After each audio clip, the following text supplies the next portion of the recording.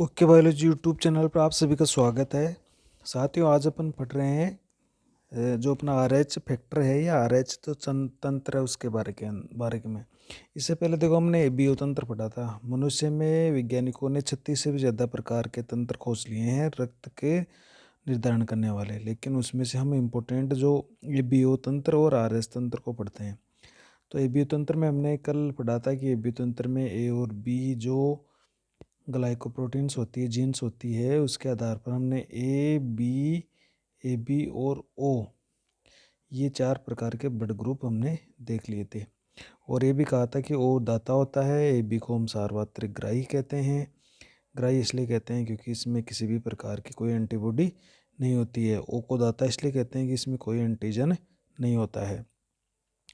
ये जो blood group का निर्धारण किया गया है ये किस आधार पर किया गया, कई बार ये प्रश्न आ जाता है, तो आप ध्यान रखिएगा ये एंटीजन एंटीबॉडी प्रतिक्रिया के द्वारा निर्धारित किया गया है। एंटीजन एंटीबॉडी इनकी रिएक्शन करवा के ही ये निर्धारित किया गया है कि इसमें ए एंटीजन है या बी एंटीजन है। और हमने लास्ट में ये पढ़ा था कि अगर किसी मिसमैच का अगर ब्लड ग्रुप किसी को दे दिया जाए, ब्लड दे दिया जाए, तो वो उसकी जान के लिए जानलेवा साबित होता है, उसके लिए घातक होता है। तो कारण यही है कि अगर किसी को भिन्न समूह वाला रक्त दे दिया जाता है तो जो ग्राही होता है उसके अंदर, उसके शरीर में जो दाता का रक्त दिया जाता है उस दाता के रक्त का समूहन हो जाता है, जिसको हमने एग्लूटिनेशन कहा था। और इससे ग्राही के जो ब्लड वेसल्स होती है ब्लॉक हो जाती है और रिजल्टली वो उसको डेथ हो जाती है, या उसमें जो आरबीसी है वो गुच्छे बना लेती है और उस पर डब्ल्यूबीसी अटैक करके उनमें आरबीसी को नष्ट कर देती है। तो इस तरह से उसको कई तरह की दिक्कत का सामना करना पड़ता है। और आज हम पढ़ रहे हैं दूसरा जो महत्वपूर्ण तंत्र, ये दो ही तंत्र के बारे में पढ़ते हैं। देखो, आरएस तंत्र 1901 में कार्ल लैंडस्टनर ने एबीओ तंत्र की खोज की थी। तब तक हम यही पढ़ते थे कि 38-39 साल तक हम यही पढ़ रहे थे कि ए बी और ओ ब्लड ग्रुप होते हैं। ओ को हमने जीरो भी कहा था। तो उसके बाद में देखो इस तंत्र एक और एंटीजन मिल गया आरबीसी की सतह पर। तो जो आरबीसी है उसके आरबीसी की सतह पर एक और एंटीजन मिल गया जिसका नाम है आरएच एंटीजन। ये एक प्रोटीन होता है और कुछ आरबीसी की सतह पर ये पाया गया। तो जिन पर ये होता है उसको तो हमने पॉजिटिव कह दिया और जिन पर ये नहीं होगा उनको हम नेगेटिव कह देंगे। तो अब बात ये आती है कि आरएच सिस्टम है क्या, ये आरएच कहाँ से आया, क्या हुआ। तो देखो सन 1940 में, लगभग 39 साल बाद में, देखो कार्ल लैंडस्टीनर वही साइंटिस्ट थे जिन्होंने एबीओ समूह की खोज की। कार्ल लैंडस्टीनर व एक इनका साथी था वीनर, इन दोनों ने क्या किया, ने एक वानर था जिसका नाम होता है रीसस वानर या बंदर, रीसस। ये वानर था जिसका नाम वैसे मक्का का रीसस है पूरा, इसको हम मक्का का रीसस भी कहते हैं। पूरा नाम इसका मक्का का रीसस है। तो इसका जो रीसस वानर था, जो रीसस को अपन लिखते हैं RHESSUS, जो रीसस वानर था उसमें रीसस वानर में खोज की इसकी। देखो तो कार्ल लैंडस्टीनर विनर ने जो ये वानर था, बंदर था, इसके रक्त के आरबीसी पर एक और प्रोटीन की खोज की जिसको कहते हैं RH प्रोटीन या RH कारक। तो इसी आधार पर देखो इस RH का नाम कहाँ से आया है, इसी रिसस शब्द से आया है। तो रिसस शब्द से RH ले लिया गया। अब देखो इसकी खोज तो हुई थी वानर के अंदर, हालांकि जो वानर था और ये जो मनुष्य में अब RH हम पढ़ते हैं तो वो कभी भी एक दूसरे के समान नहीं होते हैं, काफ़ी अलग अलग होते हैं। लेकिन ये उस टाइम ये RH जो कारक है या शब्द है ये पूरी दुनिया में फैल गया था। और इस कारण से आज जो मनुष्य के आरबीसी पर भी जो प्रोटीन पाई जाती है AB के अलावा RH टाइप की, तो उनको भी हम RH कारक ही नाम दे देते हैं। तो ये आपके समझे आ गया होगा कि रिसस वानर में एक नए प्रोटीन की खोज की। तो ये जो RH है ये क्या है, एक प्रोटीन है जो कि आरबीसी की सतह पर पाई जाती है। अभी वानर में खोजी गई। अब जब मनुष्य के आरबीसी की और जांच की गई तो मनुष्य के आरबीसी पर भी इस तरह की प्रोटीन पाई गई, और उस प्रोटीन का नाम भी फिर RH कारक की, जो पूरे विश्व में ये शब्द फैल गया था RH कारक, उसके नाम पर आज उस प्रोटीन को भी हम RH कारक ही कहते हैं। तो देखो इस RH जो तंत्र है, इस RH तंत्र में लगभग ये जो पूरा सिस्टम है RH, इसमें लगभग 50 प्रकार की एंटीजेंस होती है। इसके अंदर तो एंटीजेंस होते हैं। देखो इस RH तंत्र में विभिन्न तरह की प्रोटीन्स होती है, अर्थात विभिन्न तरह के एंटीजेंस होते हैं, और वो लगभग 50 तरह के एंटीजेंस होते हैं, जिनमें से मुख्य रूप से कुछ एंटीजेंस है। देखो एक तो है RH-D, एक है RH-C कैपिटल C, एक है RH स्मॉल c, एक है RH कैपिटल E और RH-E। तो ये 5 प्रकार के एंटीजेंस सबसे मुख्य हैं, जिसमें मुख्य रूप से RH-D, RH-C, RH small c, RH capital E, RH small e, ये जो 5 प्रकार के हैं, ये मुख्य इसके अंदर एंटीजेंस है। देखो और इनमें जो सबसे महत्वपूर्ण है, सबसे महत्वपूर्ण, ये जिसको अपन कह दो कि मुख्य जो एंटीजन है वो कौन सा है, RH-D होता है। RH-D एंटीजन है, ये इम्पोर्टेंट है। RH-D इसके अंदर महत्वपूर्ण या मुख्य जो एंटीजन है वो RH-D है। तो अब हम जब ये बात करते हैं ना कि RH, जिन व्यक्तियों के अंदर देखो RH पाया जाता है उनको हम कहते हैं RH पॉजिटिव, या जिनके अंदर ये प्रोटीन नहीं होती आरबीसी सतह पर तो हम उसको कहते हैं RH नेगेटिव। तो RH पॉजिटिव कह दो चाहे RH नेगेटिव कह दो, इन दोनों ही स्थिति में जब हम इन दोनों स्थितियों को लेते हैं तो इस स्थिति में हम इस RH-D का ही वर्णन करेंगे। ठीक है, इस RH-D का ही वर्णन करेंगे। अर्थात क्या कह देंगे, RH पॉजिटिव का मतलब है इसमें D उपस्थित है, RH नेगेटिव का मतलब इसमें D उपस्थित नहीं है, ये D एंटीजन नहीं है, या RH-D एंटीजन इसमें पॉजिटिव के अंदर है। तो इसका मतलब ये हुआ कि हम क्या कहेंगे, अगर RH पॉजिटिव किसे कहेंगे, RH पॉजिटिव उनको कहेंगे जिन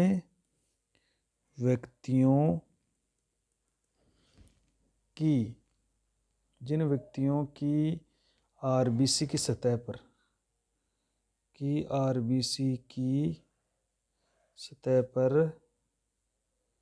RH, और RH में भी कौन सा, जो D है, एंटीजन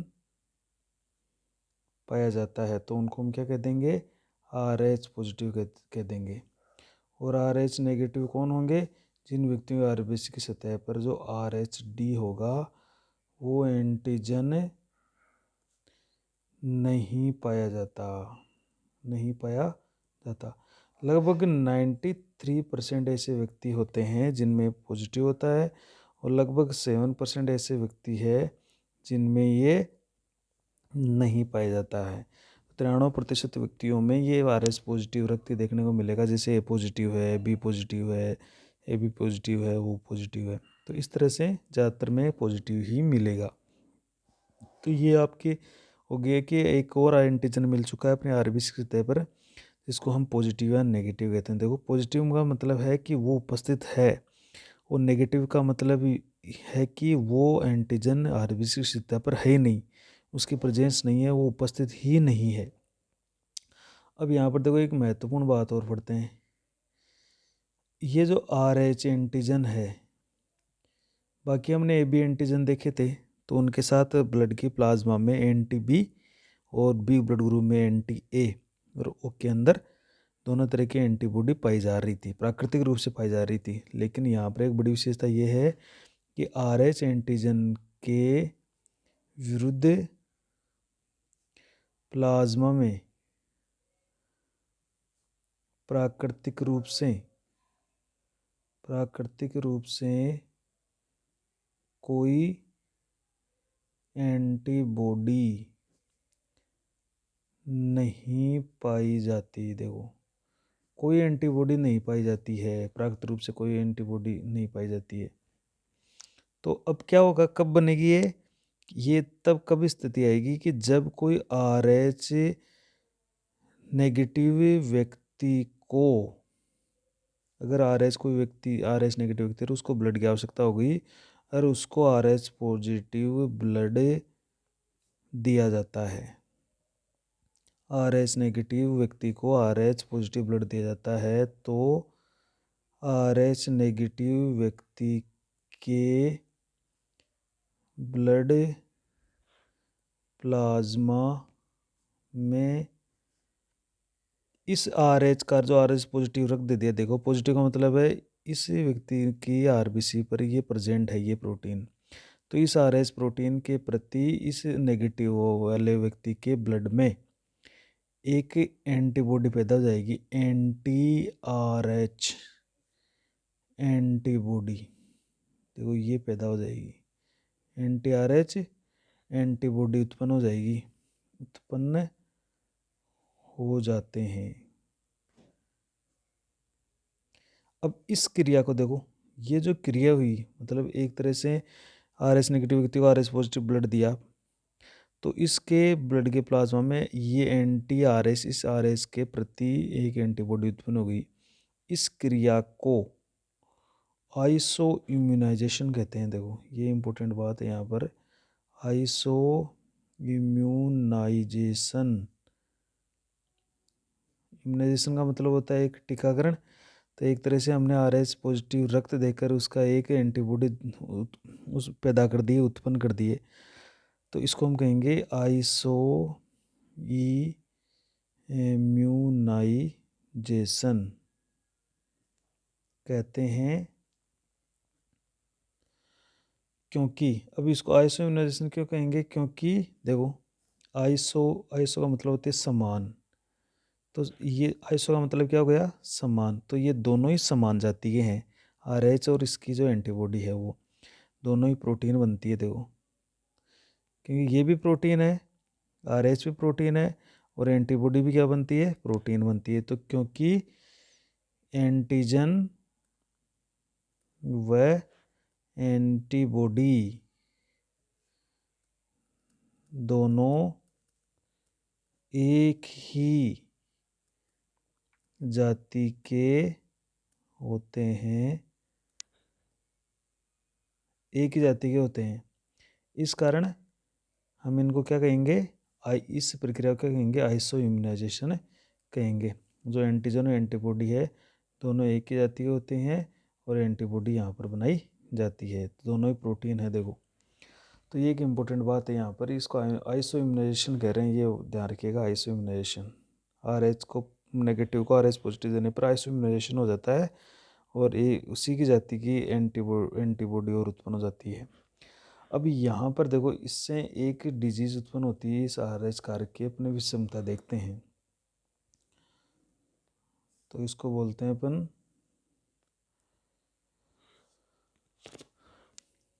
देखो एक विषम स्थिति है, गर्भ रक्ताणु को रखता, ये कब आती है,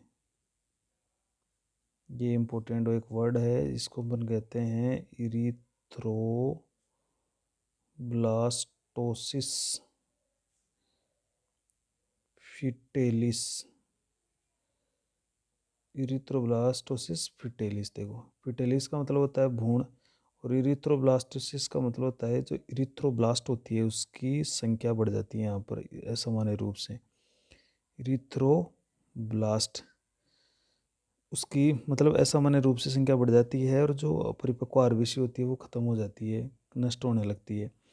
तो इसका कारण क्या है, इरिथ्रोब्लास्टोसिस फिटेलिस का, देखो इसका कारण क्या है, इसका कारण है जो माता और जो भ्रूण होता है उस भ्रूण के जो RH कारक है या RH जो एंटीजन है, और वो एंटीजन कौन सा होता है, D होता है, हम D लेते हैं ज़्यादातर। तो RH जो एंटीजन है उस एंटीजन के बीच होने वाली असंगतता है। देखो, असंगतता का मतलब है हमने किसी नेगेटिव को पॉजिटिव दे दिया है। असंगतता के कारण अनकम्प्लेटेबिलिटी है, तो इसके कारण से क्या है कि हमने किसी नेगेटिव को ये पॉजिटिव वाला रक्त है वो दिया है, तो इस कारण से ये स्थिति आएगी, उनके बीच में असंगतता पैदा हो जाएगी और ये आर एच कारक जो है एंटीजन है उसके कारण ये होने वाला है। अब देखो ये कैसे होता है, देखो इसको हम पढ़ते हैं कि जैसे एक ये स्थिति कब आती है कि जब आर एच नेगेटिव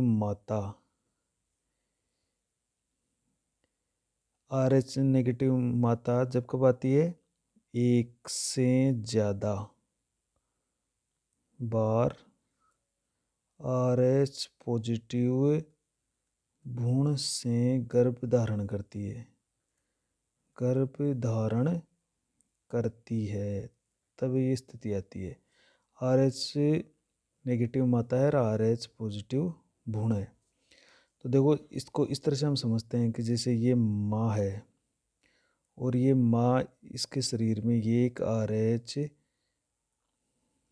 एच ये तो माँ तो है नेगेटिव, जैसे इसको हम नेगेटिव दिखा देते, ये इसके गर्भाशय में जो इसका चाइल्ड है, भ्रूण है, वो है पॉजिटिव।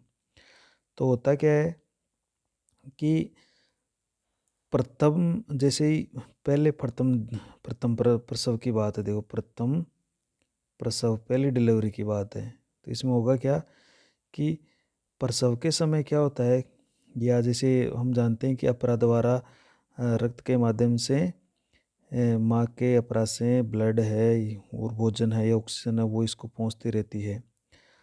तो प्रथम प्रसव के समय क्या होगा, जैसे ही अपरास द्वारा इस गर्भस्थ शिशु का रक्त माँ के शरीर में जाएगा और माँ के शरीर से इसके अंदर आएगा, तो जैसे ये पॉजिटिव ब्लड माँ के शरीर में जाता है तो देखो होगा क्या, तो ये जो ये माँ का शरीर है, ये मदर है माँ, ये जो नेगेटिव है, इस नेगेटिव के अंदर कुछ पॉजिटिव, देखो इसके प्रति ये एंटीबॉडी बन जाती है, ये एंटीबॉडी बन गई, ये क्या बन गई, एंटीबॉडी बन जाती है। तो जब पहली बार इसने देखो पॉजिटिव भ्रूण धारण किया, तो पहले प्रथम प्रसव के समय क्या होता है, जैसे ही रक्त का आदान प्रदान होता है माँ के और भ्रूण के बीच में, और ये शिराओं और माध्यम अम्लिक जो नाभि रज्जु होता है उसके द्वारा होता रहता है, तो जैसे पॉजिटिव ब्लड है माँ के शरीर में जाएगा, यहाँ पर देखो इस माँ के शरीर में ये एंटीजन पहली बार गया, तो माँ के शरीर की जो WBC है वो यहाँ पर एंटीबॉडी बना लेती है।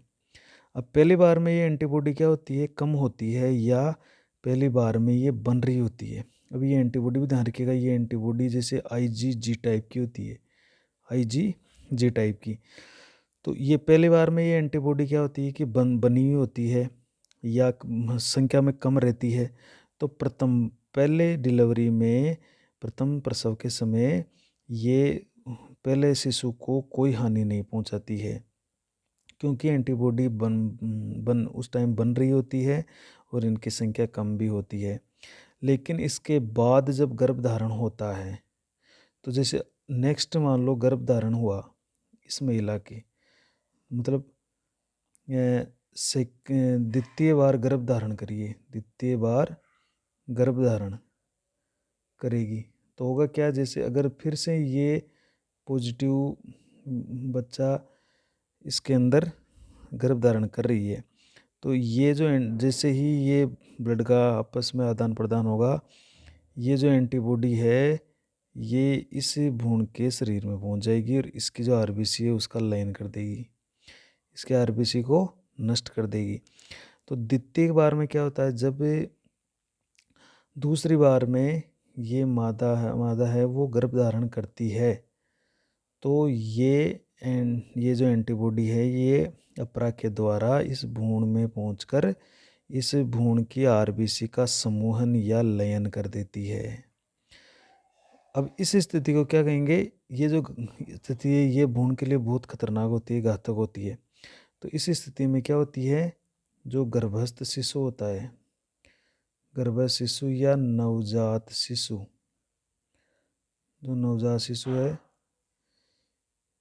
इस गर्भस्थ शिशु या नवजात शिशु की इस घातक स्थिति को हम क्या कहेंगे, स्थिति को इरिथ्रोब्लास्टोसिस फिटेलिस कहेंगे। देखो, फिटेलिस कहते हैं।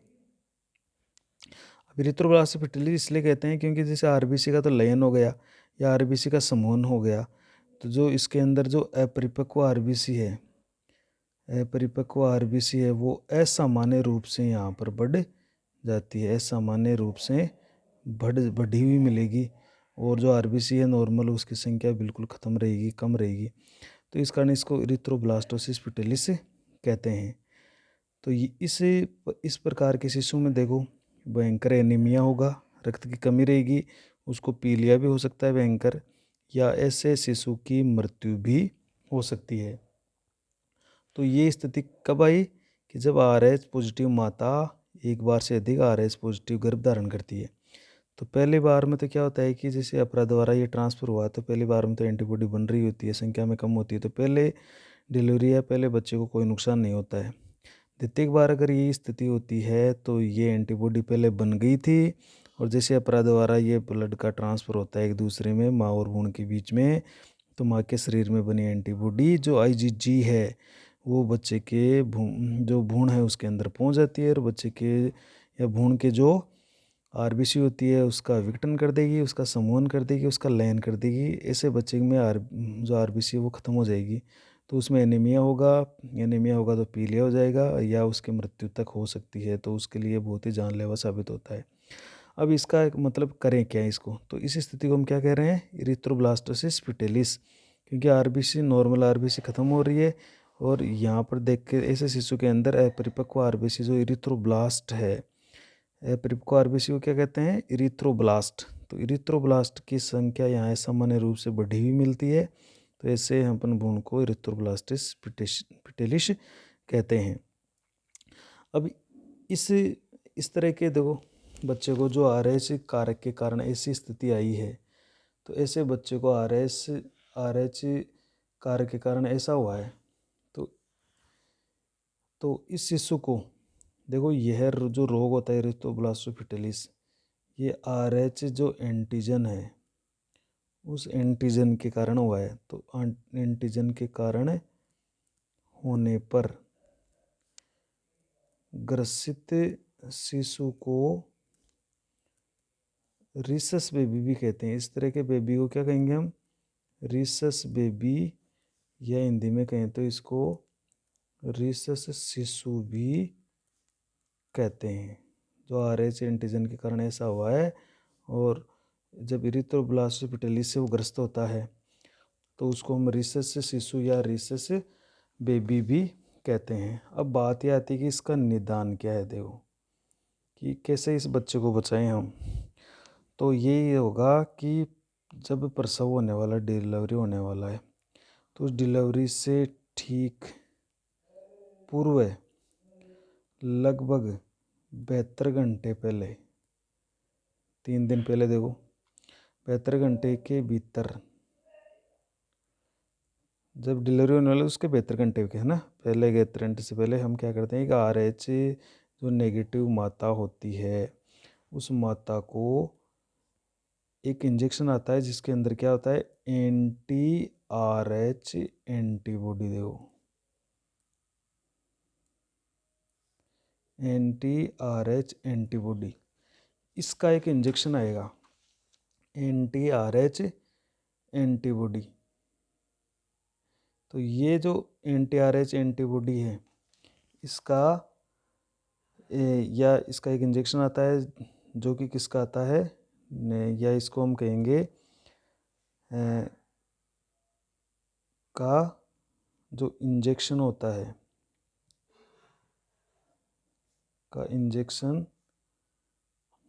लगाकर, इंजेक्शन को लगाकर शिशु को बचाया जा सकता है। तो ये जो एंटी-RH एंटीबॉडी ऐसा एक कोई इंजेक्शन आता है जिसके द्वारा उस शिशु को ये इंजेक्शन लगाकर बचाया जा सकता है। जैसे एक नाम है रोगम, रोगम नाम से आता है, रोगम, रो है गम, इसको इस तरह से अपन लिखते हैं। तो इसका इंजेक्शन आता है एक रोगम। तो ये क्या करता है, ये रोगम जो एंटी-RH जो RH-D है, या जिसको जो IG बन रही है IgG को बेअसर कर देगा, ये उसके असर को ख़त्म कर देगा, तो वो बच्चे को नुकसान नहीं पहुंचाएगी। तो रोगम जो एक ट्रेड नेम है इस नाम से, जो अमेरिका के अंदर अमेरिकी कंपनी ने खोजा था या उसने बनाया था। तो रोगम नाम से इंजेक्शन आता है जिसको एंटी-RH-D या IG जो है उसको बेअसर कर देगा। देखो RH-D को ये बेअसर कर देगा, या जो एंटीबॉडी बनी है वो IgG उसको बेअसर कर देगा। इसके अलावा देखो नेक्स्ट अपन पढ़ते हैं, कुछ इंपॉर्टेंट टॉपिक और पढ़ लेते हैं। देखो अभी तक वर्तमान में, देखो वर्तमान में 36 प्रकार के रक्त समूह तंत्र या जो प्रणाली है वह लगभग 346 प्रकार के एंटीजन्स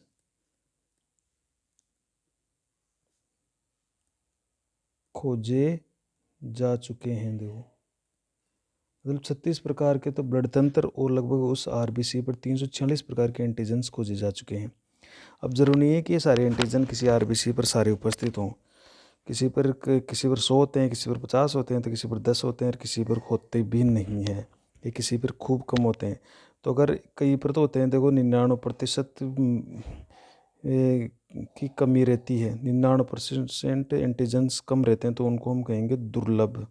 क्या कहेंगे उनको? दुर्लभ ब्लड ग्रुप कहेंगे। जैसे एक उदाहरण देखो, अब कुछ अगर 99% की अगर एंटीजन्स की कमी है तो उनको हम दुर्लभ ब्लड ग्रुप कहेंगे। अब जैसे एग्जाम्पल के तौर पर हम ब्लड ग्रुप की बात कर लेते हैं। अब इसमें से वो सबसे महत्वपूर्ण है, देखो सबसे महत्वपूर्ण जो रक्त समूह है तंत्र है वो कौन सा है? एक तो ABO है, और दूसरा सबसे महत्वपूर्ण तंत्र कौन सा है? RH। तो ये भी हम दो ही पढ़ रहे हैं, देखो ABO और RH, ये सबसे इम्पोर्टेंट है, तो इसी को हम देखते हैं। अन्य ब्लड ग्रुप तंत्र देखते हैं, अन्य ब्लड ग्रुप सिस्टम। देखो ब्लड ग्रुप सिस्टम देखते हैं। देखो इनकी ABO इन RH की तरह ही, जैसे एक तो नाम है मन से नाम है, एक है लुटेरान, एक है केल, एक जैसे डफी ब्लड ग्रुप आता है, एक किड आता है, एक आता है डिएगो। जैसे ब्लड ग्रुप सिस्टमों के नाम है, एक चीडो, एक जैसे कोल्टन। इसके अलावा जैसे ओके, जूनियर, वेल आदि ये ब्लड ग्रुप आते हैं। देखो ये बहुत सारे ब्लड ग्रुप सिस्टम है ये सारे। इनमें अलग अलग, इनके अंदर अलग अलग प्रकार के एंटीजन्स होते हैं, तो ये ब्लड ग्रुप होते हैं। जैसे एक MNS भी है, कौन सा है? MNS। MNS का मतलब ये मन से हो गया, MNS से, ये MNS। देखो एक दुर्लभ ब्लड ग्रुप की खोज करते हैं, दुर्लभ रक्त समूह है, ये है हमारा बॉम्बे रक्त समूह है, बॉम्बे रक्त समूह है। देखो ये बॉम्बे में खोजा गया था, और भारत का सबसे दुर्लभ ग्रुप ये माना जाता है, भारत का दुर्लभ रक्त समूह है ये। देखो इसी तरह से एक दुर्लभ ग्रुप और है जिसका नाम है गोल्डन ब्लड ग्रुप। देखो गोल्डन ब्लड ग्रुप, ये जो बॉम्बे ब्लड ग्रुप है ये लगभग 1000 व्यक्तियों में से एक में पाया जाता है। देखो इतना दुर्लभ है ये, और ये लगभग बॉम्बे में खोजा गया था। और ये हमारे भारत में, पाकिस्तान में और जो बांग्लादेश है उसके कुछ व्यक्तियों में ये पाए जाते हैं। और कुछ हज़ार ही व्यक्ति ऐसे हैं जिनके अंदर ये पाए जाते हैं। एक है गोल्डन ब्लड ग्रुप। देखो ये इसको RH नल ग्रुप भी कहते हैं, RH नल भी कहते हैं, क्योंकि इसमें किसी तरह का RH कारक मौजूद नहीं होता है।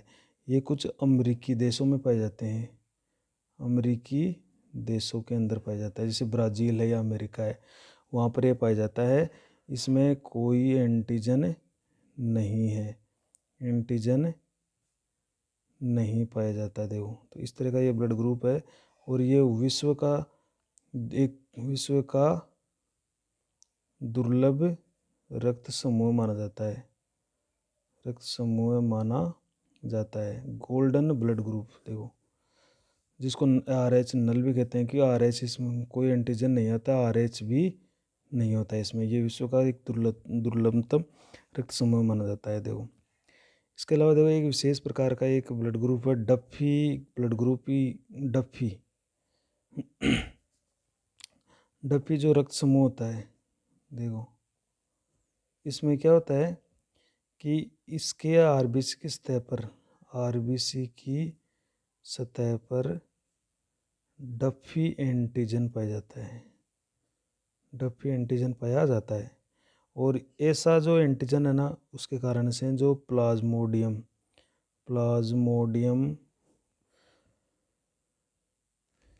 के प्रति ये प्रतिरक्षित होते हैं, प्रतिरक्षित होते हैं। देखो जो मलेरिया का कारक है प्लाज्मोडियम, उसके प्रति प्रतिरक्षित रहते हैं, अर्थात इनमें मलेरिया नहीं होता। डफी रक्त समूह के जो व्यक्ति होते हैं ना, उनमें मलेरिया नहीं होती। ये डफी एक रोगी था, उसमें ये खोजा गया था। तो ये प्लाज्मोडियम की, जैसे एक तो वाइवेक्स है, वाइवेक्स प्रजाति, तो उसके द्वारा ये बिल्कुल प्रतिरक्षी होते हैं। और इनमें ये जो मलेरिया नहीं होगा डफी रक्त समूह वाले व्यक्तियों के अंदर। तो ये था हमारा ब्लड ग्रुप। और चलो इसके कार्य और देख लेते हैं। देखो ब्लड, जो हमारे ब्लड के कार्य क्या क्या होते हैं। तो देखो ब्लड का पहला कार्य देख लेते हैं। ब्लड के कार्य, ब्लड के कार्य, पहला देखो O2 व CO2 का परिवहन, सबसे इम्पोर्टेंट कार्य है इसका। दूसरा देखो पचित व अवशोषित जो पोषक होते हैं, उस पोषकों को शरीर की प्रत्येक सेल तक पहुंचाना, सेल तक पहुंचाना, ये भी इसका इम्पोर्टेंट कार्य है। पहला हो गया ऑक्सीजन और कार्बन डाइऑक्साइड का पूरे शरीर में परिवहन करना। दूसरा हो गया जो पचित भोजन है या अवशोषित पोषक है उनको शरीर की प्रत्येक कोशिका तक पहुंचाने का। तो ये रक्त का कार्य है। और जितने भी उत्सर्जित पदार्थ है, देखो उत्सर्जित पदार्थों का परिवहन करना, उनको परिवहन करके गुर्दे तक लाना, और गुर्दे के द्वारा छान कर देखो यूरिया को अपन बाहर करते हैं। इससे से जितने भी अंतःस्रावी तंत्र में अंतःस्रावी ग्रंथि हार्मोन बनाती है, उस हार्मोन का परिवहन भी रक्त के द्वारा किया जाता है। रक्त में देखो WBC एंटीबॉडीज होती है। तो रक्त है वो हमें प्रतिरक्षा प्रदान करता है, प्रतिरक्षा प्रदान करता है। किसके कारण? WBC व एंटीबॉडी होती है। देखो इसके प्लाज्मा में एंटीबॉडी होती है और ब्लड सेल होती है WBC, तो उसके कारण से हम रोगों से बचे रहते हैं। तो हमें ये रोगों से भी बचाता है, प्रतिरक्षा प्रदान करता है। देखो आयनों का संतुलन बनाना, आयनों का संतुलन, बॉडी में आयनों का संतुलन बना रहे, इसके लिए भी कौन काम करता है? ब्लड काम करता है। नेक्स्ट कार्य देखो रक्त की pH को बनाए रखना, रक्त की pH बनाए रखना। तो ये रक्त में बहुत सारी प्रोटीन्स पाई जाती है, इस प्रोटीन के कारण रक्त की pH है वो 7.4 कितनी होती है? 7.4 वो बनी रहती है। इसके अलावा देखो शरीर का ताप नियंत्रण में सहायक, ताप नियंत्रण में सहायक, ये भी इसका बहुत इंपॉर्टेंट कार्य है कि रक्त है वो ताप नियंत्रण का काम भी करता है। जब भी ताप ज़्यादा हो जाता है तो ब्लड जो वाइन है वो फैल जाती है, और वहाँ से ब्लड है वो सतह की तरफ बहने लगता है, इसलिए वहाँ पर वो ठंडा होता है ब्लड, और शरीर का तापमान भी कम होता है। इसी तरह से देखो नेक्स्ट कार्य देखो इसका, रक्त का थक्का बनाना। रक्त का थक्का बनाकर रक्त स्राव को रोकना, ब्लीडिंग को रोकना, रक्त को बहने से रोकना, ये भी हमारे रक्त का काम है कि रक्त का थक्का बनाकर रक्त को बहने से रोकता है, इसलिए जीवन पर खतरा नहीं होता है। नेक्स्ट देखो बीपी को बनाए रखना। बीपी को एक सामान्य बनाए रखना, सामान्य बनाए रखना। बीपी का मतलब है ब्लड प्रेशर जो है उसको सामान्य बनाए रखना। इसके अलावा अगला कार्य क्या हो सकता है, देखो एक तो ब्लड प्रेशर सामान्य बनाए रखना, और जो घाव होते हैं इस घावों को भरने में भी मदद करना। घावों को भरने में सहायक होना, ये भी इसका काम है। और जो हमारा हाइड्रोलिक प्रेशर है, नेक्स्ट कार्य क्या लिख देंगे हम, जो हाइड्रोलिक कार्य है इसका। हाइड्रोलिक कार्य का मतलब है जिस तरह से हाइड्रोलिक मशीनें काम करती है उसी तरह से हमारी बॉडी में रक्त है वो हर समय परिवहन होता रहता है, बहता रहता है। तो इस तरह से इसके बहुत सारे काम हो गए, जैसे ऑक्सीजन O2 का परिवहन, CO2 का परिवहन करना, अपचित व अवशोषित पोषकों को शरीर की प्रत्येक कोशिका तक पहुंचाना, जितने उत्सर्जित पदार्थ बनते हैं उनको शरीर में परिवहन करना, और जैसे गुर्दे तक लाता है और फिर यूरिया चलकर बाहर चला जाता है। इसी तरह से कई तरह के हमारे लीवर के अंदर भी बिलिरुबिन और बिलिरुबिन बनते हैं। इसी तरह से अंतःस्रावी तंत्र में ग्रंथि हार्मोन बनाती है, उसका भी उसको निश्चित जगह तक पहुंचाने का काम भी ब्लड का है। रक्त प्रतिरक्षा भी प्रदान करता है, हमें रोगों से बचाता है क्योंकि रक्त में WBC एंटीबॉडीज होती है। आयनों का संतुलन बनाए रखता है क्योंकि हमारे प्लाज्मा में बहुत सारे आयन्स होते हैं, तो आयनों का संतुलन शरीर का बनाए रखने का काम भी रक्त का है। रक्त के पीएच को सामान्य बनाए रखता है, इसमें कुछ प्रोटीनें मदद करती है, जो रक्त के पीएच 7.4 वो बनी रहती है, हल्के क्षारीय। तापमान नियंत्रण में भी बहुत बड़ी भूमिका निभाता है देखो, तो तापमान नियंत्रण करता है, रक्त का थक्का बनाकर रक्त के स्राव को रोकता है, बीपी को सामान्य बनाए रखता है, घावों को भरने में भी सहायक है क्योंकि ये बहुत सारी हमारे शरीर ब्लड में प्रोटीन होती है, वो प्रोटीन घावों को भरने में मदद करती है, और घावों के आसपास की कोशिकाओं को पोषण दिए प्रदान किया जाता है, इसलिए वो जल्दी विभाजन करके घाव को भरती है। इसी तरह से शरीर का जो हाइड्रोलिक प्रेशर है, जो एक तरह से एक बीपी को बनाए रखता है, वो कार्य भी रक्त के द्वारा किया जाता है। तो अभी हमारा ब्लड ग्रुप पूरा हो चुका है, RH कारक हो या BU कारक हो वो सभी पूरे हो चुके हैं। नेक्स्ट में हम हृदय पढ़ेंगे, जो इम्पोर्टेंट टॉपिक है हमारा।